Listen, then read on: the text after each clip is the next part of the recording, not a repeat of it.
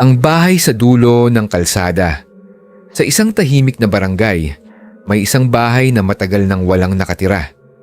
Nasa dulo ito ng kalsada, katabi ng lumang puno ng balete. Sabi ng mga matatanda sa lugar, dati raw may pamilyang nakatira roon. Tahimik lang sila at halos hindi nakikisalamuha sa kapitbahay. Hanggang isang gabi, bigla na lang silang nawala. Simula noon, wala nang gustong tumira sa bahay. Pero para kay Adrian, hindi siya naniniwala sa mga kwento ng multo. 17 taong gulang siya at kakalipat lang nila sa barangay kasama ang kanyang ina. Isang hapon, habang naglalakad siya pauwi mula sa tindahan, napansin niya ang bahay. Sirang-sira na ang bakod. Ang mga bintana ay sarado at maalikabok. Ang damo sa paligid ay matataas na. "Diyan ang sinasabi kong bahay," sabi ng kaibigan niyang si Leo. "Anong bahay?" tanong ni Adrian. "Haunted house," napatawa si Adrian. "Hindi ako naniniwala sa ganyan," napailing si Leo. "Marami nang nakarinig ng mga kakaibang tunog dyan sa gabi. Baka daga lang." "Adrian, seryoso ako. May mga nagsasabing may babaeng nakikita sa bintana." Hindi na lang siya sumagot. Pero habang naglalakad sila palayo, parang may pakiramdam si Adrian na may nakatingin sa kanya mula sa bahay. Paglingon niya, may nakita siyang anino sa bintana sa ikalawang palapag. Kinabukasan sa school, napag-usapan na naman ang bahay. "Kung matapang ka talaga," sabi ni Leo. "Pumasok tayo doon sa gabi." Nagkatawanan ng barkada nila. "Hindi nyo kaya," sabi ng isa. Umiti si Adrian. "Game." Napatingin sa kanya si Leo. "Seryoso ka?" "Oo, mamayang gabi." Natahimik ang grupo. Bandang 10:00 ng gabi, nagkita sila sa kanto malapit sa bahay. 4 silang magkakaibigan. Si Adrian, Leo, Mark at Jason. Madilim ang kalangitan at walang buwan. Ang ilaw lang mula sa poste ang nagbibigay ng konting liwanag sa kalye.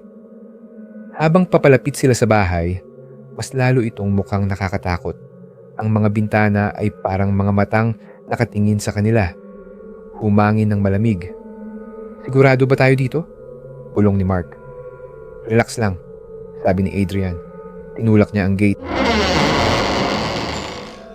Ang ingay ng gate ay parang sumigaw sa katahimikan ng gabi. Pagpasok nila sa loob, naamoy nila ang amoy ng lumang kahoy at alikabok. Madilim ang buong bahay. Binuksan ni Adrian ang flashlight ng cellphone niya. Ang ilaw ay nagpakita ng lumang sala. May sirang sofa. May mesa na may makapal na alikabok. May malaking orasan sa dingding. "Uy," sabi ni Jason. "Bakit gumagana pa yung orasan?" Napatingin sila roon. Pero bigla, tumigil ang orasan. Tahimik. Masyadong tahimik. "Guys," sabi ni Mark. "Parang may narinig ako sa taas."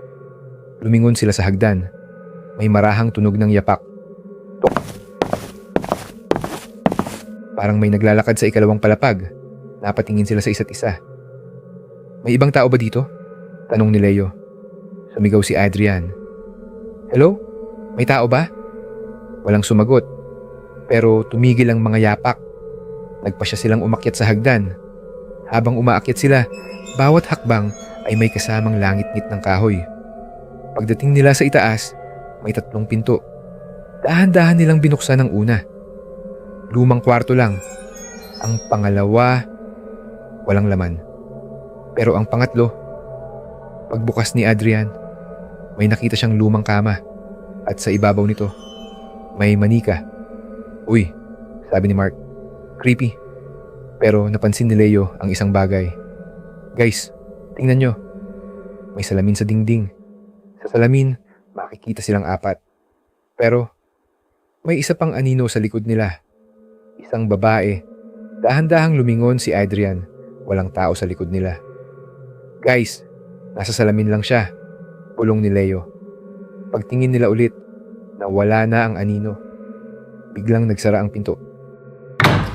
Napatalon sila. Sinubukan ni Jason buksan ang pinto.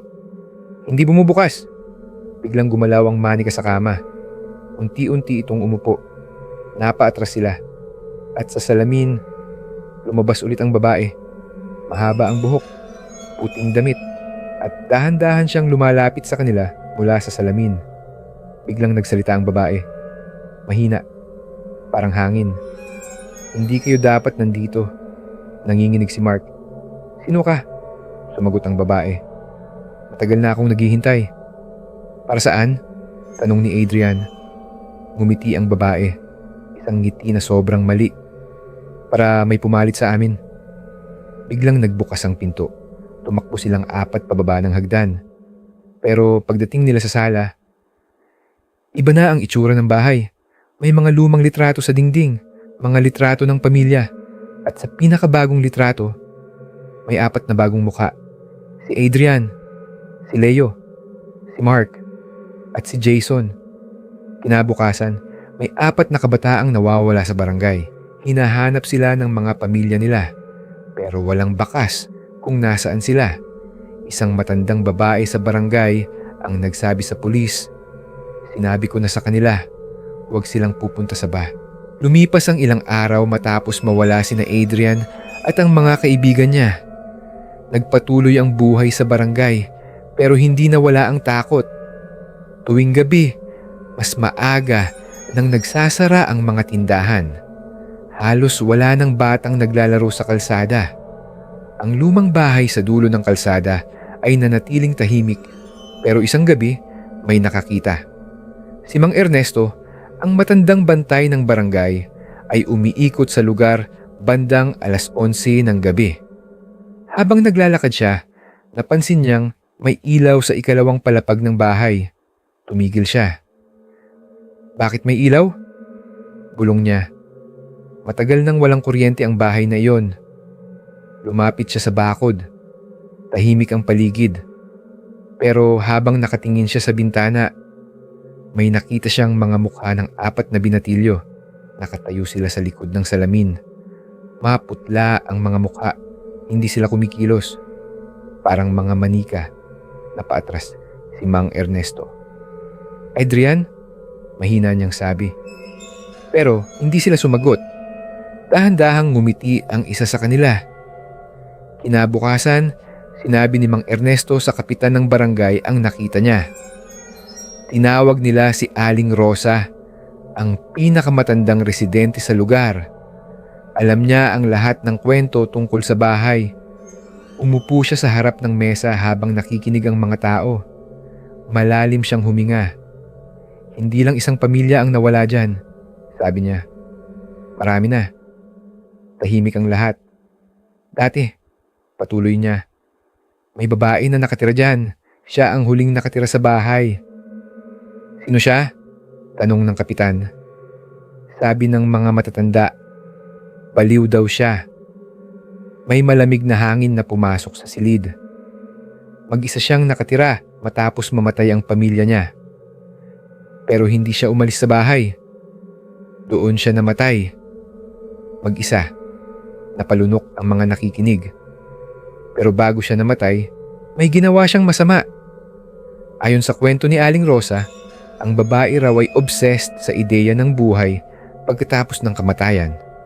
Gusto niyang manatili sa bahay niya, kahit patay na siya. Kaya nagsimula siyang mag-aral ng mga lumang ritual at itim na mahika. Isang gabi, may nakarinig ng sigaw mula sa bahay. Kinabukasan, wala nang nakita sa babae. Pero mula noon, may mga taong nawawala kapag pumapasok sa bahay at bawat nawawala, nagiging bahagi ng bahay. Hindi sila makakaalis, sabi ni Aling Rosa. Hanggat may pumapalit sa kanila, nanginginig ang kapitan. Paano natin ititigil ito? Tahimik si Aling Rosa. Sunugin ang bahay. Kinagabihan, nagtipon ng ilang lalaki sa barangay. May dala silang gasolina at sulo. Lumakad sila papunta sa bahay. Habang papalapit sila, parang mas malamig ang hangin. Parang may ayaw sa ginagawa nila. Pinuksan nila ang gate. Pareho pa rin ang itsura ng bahay. Tahimik. Madilim. Pero habang nagbubuhos sila ng gasolina, May narinig silang mahina na tawa mula sa loob. Tumigil sila. "May tao ba?" tanong ng isa. Biglang bumukas ang pinto. Sa loob, nakatayo ang 4 na binatilyo. Si Adrian at ang mga kaibigan niya. "Adrian!" sigaw ng isa sa mga lalaki. Pero hindi gumalaw ang mga bata. Nakatayo lang sila. Ngumingiti. Sa likod nila, may lumabas na babae. Mahaba ang buhok, puting damit, at dahan-dahan siyang nagsalita. "Hindi ninyo pwedeng kunin ang bahay ko." Biglang pumatay ang lahat ng ilaw sa kalye. Humangin ng malakas. Sumara ang gate ng kusa. Ang mga lalaking dumating ay nagtakbuhan, pero isa sa kanila ang naiwan, si Mang Ernesto. Hindi siya makagalaw. Ang babae ay dahan-dahang lumapit sa kanya. "Matagal na akong naghihintay," sabi nito, ng isa pang bisita. Sa bintana ng ikalawang palapag, may mga bagong anino na nakatingin. 5 na sila ngayon. Lumipas ang maraming taon, na-demolish ang bahay. Nagtayo ng bagong gusali sa lugar. Isang maliit na apartment building. Tahimik ang buhay doon hanggang isang gabi. May batang nakatira sa apartment ang nagising. Narinig niya ang mahina na katok sa bintana. Lumapit siya. Pagtingin niya sa labas, may babaeng nakaputi na nakatayo. Mahaba ang buhok. Ngumingiti. "Pwede ba akong pumasok?"